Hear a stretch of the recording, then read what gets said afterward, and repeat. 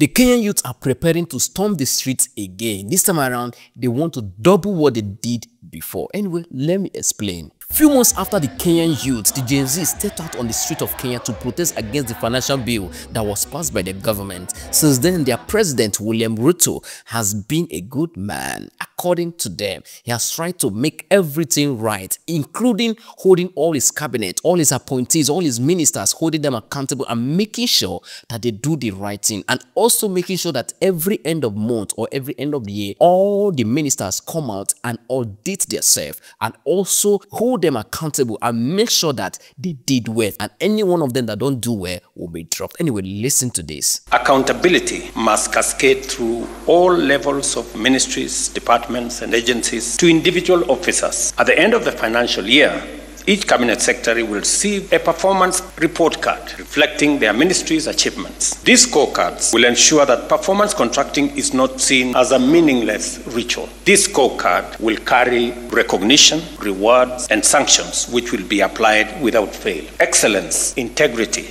efficiency, and consistency will be rewarded, while failure, negligence, waste, and misconduct will promptly invite corrective action. So William Ruto has been doing that to be a good man, or will I say being a good boy. But recently, the Kenyan government are about to step on the youth's toes again, and this is what they are planning to do. Why would we just tax our Kenyans who are using that platform? But the owners of the platform, we are saying if you are doing business here and you're out there, you must leave part of the proceeds here to benefit this economy, because we have laid the infrastructure for you. There is that internet connectivity that you are using. The Kenyan taxpayer has paid for it. So we must gain. How will we maintain that infrastructure if we don't get part of the money that you generate from here to come back to our economy? So the Kenyan government is about to introduce what is called the digital tax, which is taxing social media, meaning that every content creator in Kenya will be paying 15% tax on their total income. Now, let me break it down so that you understand better. What it means is that every social media influencer in Kenya will be paying 6% tax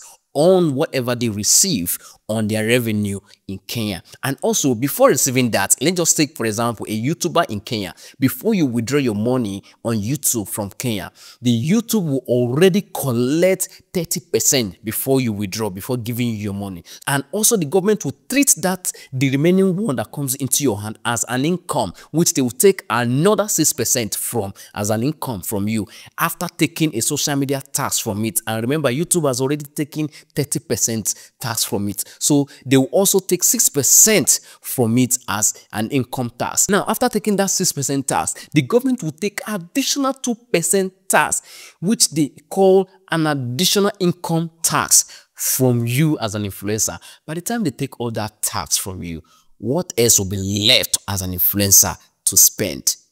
I don't know if you understand. If you don't understand, rewind the video so that to play again. And this is why the Kenyan youth are now saying that on 21st of November, they are going to storm the streets again and make sure that their government do not bring that digital tax to life. Remember, the formal tax they protest against a few months ago was the finance bill, which the government practically or indirectly stopped and go through the back door to introduce it. And the Kenyan youth came out again and they partially stopped it but reintroduced it in another way. But now they are bringing a digital tax, which they are trying to use to, drop the creativity of the Kenyan influencers or digital creatives.